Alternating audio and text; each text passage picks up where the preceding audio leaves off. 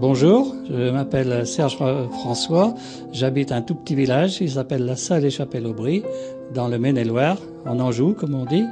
Alors, au cours de mon témoignage, je vais vous faire part de ma grâce de guérison que j'ai reçue le 12 avril 2002 à Lourdes. Mais auparavant, je vais vous faire écouter un petit peu mon histoire sur ma maladie. Alors, le 2 juin 1997, j'ai été opéré d'une hernie discale. À la suite de cette opération, j'ai fait un énorme hématome péridural par un redon mal positionné, ce qui m'a occasionné une paralysie partielle de ma jambe gauche. Après plusieurs mois de traitement antalgique, soins de kiné, cure thermale, centre de rééducation, je n'avais aucune amélioration. Mon rhumatologue, le docteur Zanetti, de la polyclinique de Cholet, m'a alors adressé au centre antidouleur de Nantes pour la mise en place d'un site péridural permanent, que ce site péridural a été en service jusqu'en avril 2002, d'ailleurs jusqu'à ma grâce reçue à Lourdes. Dans ce site, j'avais diverses injections, notamment un anesthésiant péridural, des corticoïdes, du catapressant, des doses de morphine, et c'était un traitement assez lourd. Alors, en avril 2002, j'étais comme hospitalier malade, à savoir que je suis hospitalier de Lourdes depuis 1992. J'étais donc comme hospitalier malade et j'étais à l'hôtel Basilique. J'étais comme malade en hôtel. Ce 12 avril 2002, c'était la sortie des malades à l'hôtel Basilique. Et tous les malades de l'hôtel étaient donc partis en excursion à Cauterets pour le centenaire de l'hospitalité Notre-Dame de Lourdes de l'Anjou. Moi, personnellement, ça ne me disait absolument rien d'aller me promener dans les montagnes. Je venais à Lourdes, je préférais assister aux cérémonies dans le sanctuaire, d'autant plus que ce jour-là, il y avait ce qu'on appelle l'onction des malades, et je tenais absolument à y participer. Alors je me suis dirigé dans un premier temps à l'accueil Notre-Dame, où sont environ 200 malades de l'Anjou. C'est pas parce qu'on a un handicap qu'on peut pas se rendre utile. Là, j'ai accompagné une hospitalière avec une petite malade en ville, comme c'était la sortie des malades, pour faire leurs achats. Ensuite, nous nous sommes rendus à l'église Sainte-Bernadette pour l'onction des malades, exactement côté Carmel, plus précisément. À la fin de l'onction des malades, la petite malade qui était à côté de moi a été prise d'une forte crise de sanglots. Alors, je ne savais pas ce qui y arrivait. Je l'ai pris dans mes bras pour essayer de la consoler. Elle était vraiment inconsolable. Et là, elle m'a confié que son mari la rejetait pour sa maladie. Il voulait plus la voir. Et instinctivement, je lui ai prononcé une phrase qui m'est venue par la tête tout de suite, sans réfléchir. Je lui ai dit, Marie est là, elle est avec nous, elle nous voit, ça va aller. À ce moment-là, j'ai ressenti un immense frisson qui m'a traversé la tête. Ça m'a serré la tête. Et ça dure un certain temps, puis c'est passé. J'ai pensé que, tout bêtement, j'avais pris un coup de froid à Lourdes. En avril 2002, il pleuvait beaucoup, comme il pleut souvent au mois d'avril à Lourdes. Et après, nous avons raccompagné notre petite malade à l'accueil Notre-Dame, où sont les 200 malades de l'Anjou. Elle avait une petite fête en salle de transit. C'était la fin du Pélé. Les malades repartaient le lendemain pour l'Anjou. Et ça s'est donc passé comme ça. Le soir de l'onction, j'étais très fatigué. Je voulais pas, en principe, le soir, j'allais souvent faire un petit tour à la grotte. Je prenais mon temps, parce que je marchais très mal. Et donc j'étais très fatigué. Et j'assistais à la procession mariale de la fenêtre de ma chambre à l'hôtel Basilique. Je me souviens encore, même, c'était la chambre 413 au 4e étage.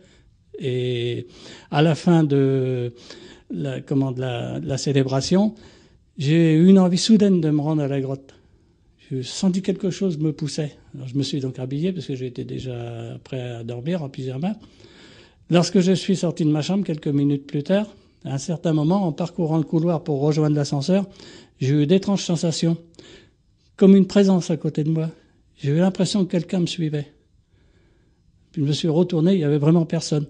Et là, lorsque je me suis approché de l'ascenseur était au 4e étage. C'était un ascenseur dans une cage grillagée qu'il y a à l'hôtel Basilique. Je ne sais pas s'il est toujours comme ça aujourd'hui, mais à l'époque, c'était comme ça. Et l'ascenseur attendait au 4e étage. C'est normal si quelqu'un était descendu au 4e étage. Mais lorsque je me suis approché, alors que j'étais à environ 1,50 m, 2 mètres, là, les portes se sont ouvertes toutes seules. Sur le moment, j'ai rien compris. J'ai dit, c'est quoi ce truc? Et honnêtement, j'ai hésité à prendre l'ascenseur. Mais j'avais pas le choix, parce que descendre 4 étages comme ça, j'en avais pour un moment. J'aurais pas pu aller à la grotte, là. En arrivant à l'accueil de l'hôtel, j'ai demandé au gardien de nuit de l'hôtel si ça arrivait souvent que les portes d'ascenseur s'ouvraient toutes seules. Je lui ai signalé. Il m'a dit non, ça n'a jamais été signalé. C'est alors qu'il me dit d'un ton tout à fait sérieux, naturel, il me dit, vous savez, nous sommes à Lourdes, c'est peut-être un signe de Marie. Alors autant vous dire, quand je suis sorti de l'hôtel, pour me rendre à la grotte, j'ai pensé en moi-même, le gardien de nuit, il manque pas d'air, excusez-moi de l'expression, c'est ce que j'ai pensé. J'ai dit, non seulement il a un problème avec son ascenseur, mais en plus de ça, il se moque de moi, quoi. C'est ce que j'ai pensé.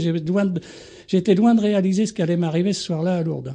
Je suis arrivé donc à la grotte. Là, pour la première fois, peut-être bien depuis que j'allais à Lourdes, j'ai senti quelque chose qui me poussait à m'agenouiller à l'endroit même où Bernadette priait.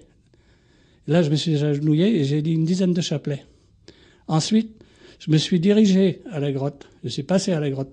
Et là, j'ai eu un temps d'arrêt devant la source qui coulait. Elle est tellement belle, la source, le soir, la lumière quand elle coule.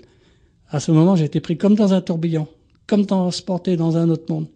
Je revoyais ma malade de l'onction de l'après-midi. C'était formidable. C'était tellement beau, ce soir-là, que j'aurais voulu y rester. C'était magnifique ce que je voyais. Et puis, je suis revenu vraiment au naturel. J'ai pas trop su ce qui s'était passé. Après, j'ai été attiré par un mince filet d'eau qui coulait juste derrière le tronc où on met les offrandes. Je lui ai touché du bout des doigts. Et je me suis fait un signe de croix sur le front, comme ça. Pourquoi j'ai fait ça, je ne saurais vous le dire. Je ne sais pas. Et puis, je me suis dirigé aux fontaines. Là, j'ai pris une tabale d'eau. Vous savez, comme le message de Marie. Allez boire à la fontaine et vous y lavez. C'est ce que j'ai fait. J'ai pris une tabale d'eau. J'en ai bu, je m'en suis passé sur le visage et je suis reparti. Je ne suis pas allé très loin. J'ai dû parcourir 7 à 8 mètres, peut-être 10 mètres au plus. Il y a un monsieur qui était là, qui me regardait. Puis je me suis écroulé. Mais pas brutalement, je me suis écroulé doucement. Je m'en rappelle très bien, je suis pas tombé brutalement. Et le monsieur, il m'a aidé à me relever. Il a pensé que j'avais un malaise. Il m'a aidé à m'appuyer sur les gros arbres qui effacent les fontaines.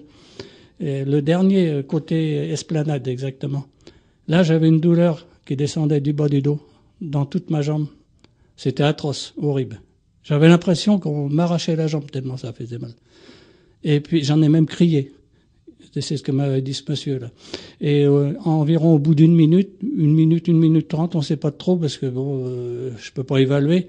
Tout est rentré dans l'ordre, avec une sensation de bien-être, de réconfort et de chaleur.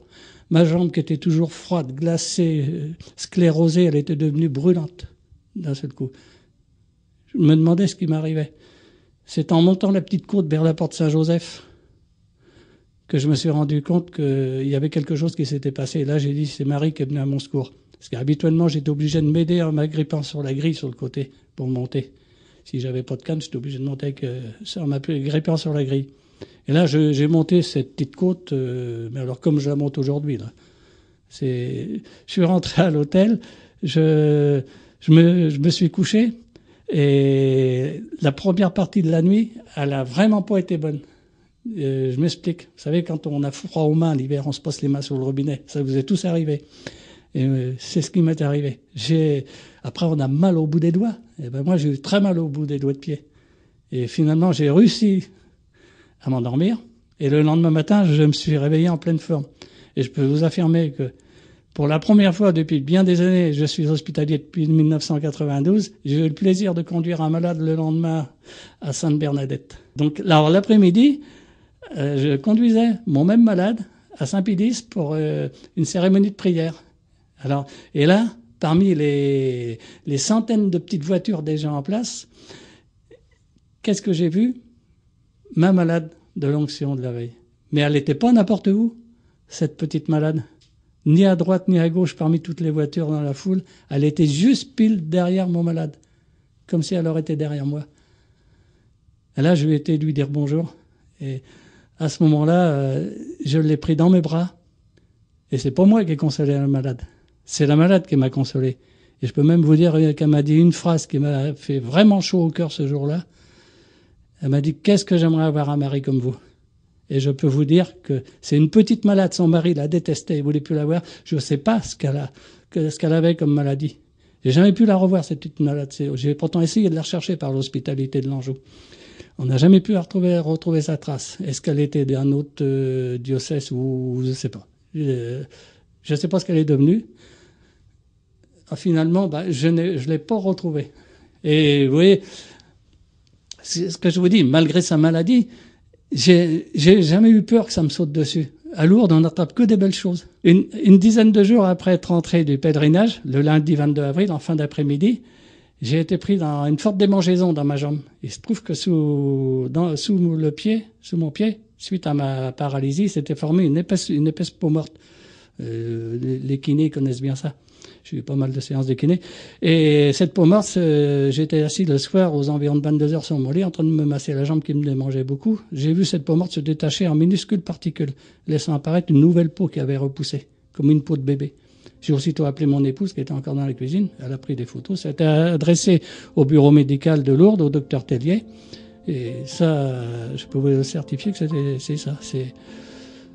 Et donc, une année après, au cours du pèlerinage 2003, je suis passé en commission médicale à Lourdes, devant une douzaine de médecins. Entre 2006, 2007, 2008, j'étais à l'accueil Notre-Dame avec les enfants malades. Pourquoi les enfants malades? Enfin, les enfants et adolescents malades, plus précisément. Pourquoi c'était les enfants et ados malades? J'avais une petite fille, je peux vous dire sincèrement, qui à l'époque avait 12 ans. À ce moment-là, elle me dit, tu sais, papy, il y a monsieur et madame Robineau de Landemont, à 20 km de mon domicile, que c'est. Ils sont venus au collège Saint-Pierre-Montélimar, ils nous ont présenté une vidéo des chemins de Compostelle. Et c'est trop beau, les chemins de Compostelle. Ils ont fait les chemins de Compostelle avec leurs enfants et un âne, c'est magnifique. Là, j'ai eu le déclic. Parce que le chemin de Compostelle, même que je venais accompagner les malades à Lourdes, c'est une chose que j'avais jamais réfléchi. Je me suis lancé dans les topoguides, les miam miam de dos, j'ai étudié le GR65, et puis je suis parti, après bien des mois d'entraînement, pour Saint-Jacques-de-Compostelle avec mon sac à dos, du Puy-en-Velay. J'ai parti le dimanche 26 août, après la bénédiction des pèlerins. J'ai traversé, pour dire, la Haute-Loire, la Lozère, l'Aveyron, le Lot, le Tarn-et-Garonne, le Gers, les Landes, Pyrénées-Atlantiques. Ensuite, j'ai attaqué la grande montée de Roncevaux, qui part d'un dénivelé de 200 mètres à 1400 mètres d'altitude, sur 27 km. J'ai continué ma marche vers Pamplona, Pampelune, Burgos, Léon. Entre Burgos et Léon, je suis arrivé dans le désert de la Meseta. Et là, dans le désert de la Meseta, c'est la misère totale. Hein. C'est le désert. Hein. Il n'y a rien. On est obligé de charger les sacs à dos. On est à 15 kilos. Hein. Avec la nourriture, l'eau. Au départ, on part à 10 kilos, mais en Espagne, on charge dur. Hein. On est obligé. Ensuite, j'ai traversé la Galice. Et puis, je suis arrivé le samedi 20 octobre à la cathédrale de Santiago de Compostela. Alors, lorsque j'ai fait tamponner ma crédentiale en arrivant à la cathédrale de Santiago de Compostela, la crédentiale, c'est le passeport du pèlerin. Pour les personnes qui ne savent pas. En arrivant là-bas, on vous remet une sorte de diplôme qui s'appelle la Compostela. Lorsque j'ai fait tamponner cette crédentiale, j'ai vu 20 octobre. À ce moment-là, j'ai regardé 20 octobre, j'ai dit c'est pas possible. Je m'en suis mis à pleurer. J'ai ma petite fille qui m'a mis sur les chemins de Saint-Jacques, elle a 14 ans aujourd'hui. Et là, j'ai été me recueillir au pied de la cathédrale, au pied de l'autel, en remerciant Saint-Jacques, Marie et Bernadette de m'avoir protégé sur les chemins de Saint-Jacques avec pas même une ampoule, ni une tendinite, même pas un mal de tête. Et j'ai fait ces 1600 km en 55 jours.